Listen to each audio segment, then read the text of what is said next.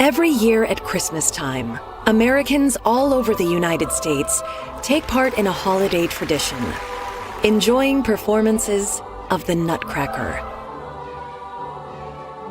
This Russian ballet and the orchestral suite that derives from it are an essential part of the Christmas holiday in the U.S., and perhaps the best-known pieces of classical music in America. But the ballet was not a success in its native country and did not become a beloved holiday tradition in the United States until over 60 years after its creation. The Nutcracker was composed in 1892 by Peter Ilyich Tchaikovsky. Born in Votkinsk, in what was then the Russian Empire, Tchaikovsky studied at the St. Petersburg Conservatory, from which he graduated in 1865. The Western-influenced training he received there set him apart from his fellow Russian composers, like Mussorgsky and Rimsky-Korsakov. These composers, such as Balakirev, Cui, and Borodin, wanted to create music that was less imitative of Western influence and more expressive of the daily life in Russia at that time. But Tchaikovsky forged a bold personal style, mixing both Russian and Western influences, and consequently became the first Russian composer to achieve lasting international success. By 1890, Tchaikovsky was world famous, and Ivan Sevolozhsky, the director of the Imperial Theaters, commissioned him to write a ballet based on The Story of a Nutcracker by the French writer Alexandre Dumas. Dumas' book was based on a children's story called The Nutcracker and the Mouse King by the German writer E.T.A. Hoffmann. The ballet was to be choreographed by Marius Petipa, and he gave Tchaikovsky specific instructions as to the tempo and length of each number. Tchaikovsky's work was briefly interrupted when he traveled to the United States to conduct the first performance ever at the new Carnegie Hall in New York City on May 5, 1891. But by 1892, his score for the ballet was completed. The story of the Nutcracker takes place on Christmas Eve. A young girl, Clara, receives a wooden nutcracker carved in the shape of a little man as a Christmas gift from her godfather, Drosselmeyer. When Clara comes down at night to play with her new toy, the Nutcracker magically grows to life size and leads a battle between toy soldiers and mice. Clara helps the Nutcracker kill the Mouse King, and the first act ends with the toy transforming into a handsome prince.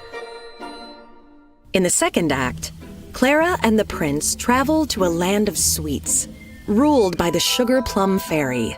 Here they witness a celebration of treats from around the world, where dances are performed in the musical style of the country each sweet comes from. Chocolate from Spain,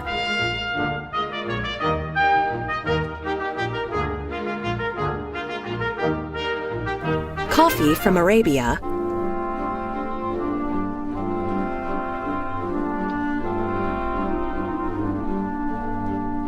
tea from China,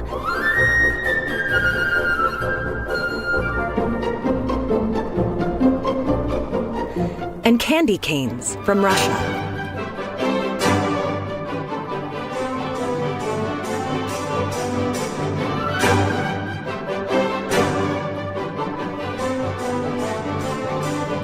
After other performances, the Sugar Plum Fairy dances with her cavalier, and the ballet concludes with a final waltz performed by all the sweets together.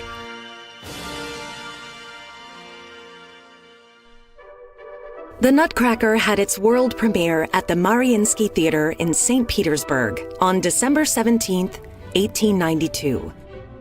It was not well received. Many critics were unhappy with the prominence of child dancers in the ballet. In the original production, there was no dancing by an adult ballerina until the grand pas de deux, near the end of the second act. Others felt there was too much of a contrast between the reality of the first act and the fantasy of the second. Tchaikovsky would die of cholera in 1893, believing that the Nutcracker was a flop. The ballet was revived in Russia in 1919 in a production that cast adults rather than children in the main roles, a change that helped the ballet find greater popularity. The first performance outside of Russia took place in England in 1934, but it was George Balanchine's reworked staging of the piece for the New York City Ballet in 1954 that paved the way for its enduring popularity in America. Featuring an electrifying performance by Native American ballerina Maria Tallchief as the Sugar Plum Fairy, Balanchine's production vaulted the work from relative obscurity to Christmas classic. It is now performed annually throughout the United States and has become the ballet industry's most reliable draw. Major American dance companies now receive around 40% of their annual ticket revenues from performances of the Nutcracker. In addition to the ballet itself, Tchaikovsky made a selection of 8 musical numbers from the ballet and combined them to form the Nutcracker Suite, his Opus 71A. Unlike the ballet, the suite became instantly popular from its first performance in St. Petersburg and is now one of the most well-known orchestral compositions in world history. The suite, which prominently features the international dances from the ballet's second act, has inspired a variety of reinterpretations in American popular culture. Walt Disney created an animated version of the suite in his 1940 film Fantasia.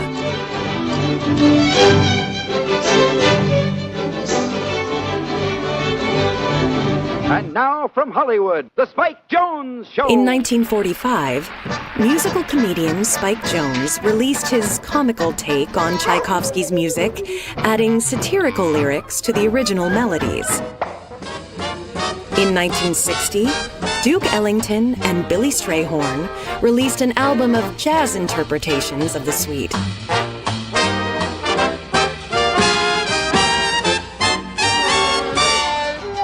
In 1962, Nutcracker, a rock and roll version of the March from the Suite, became a top 40 hit in both England and the United States. Ow!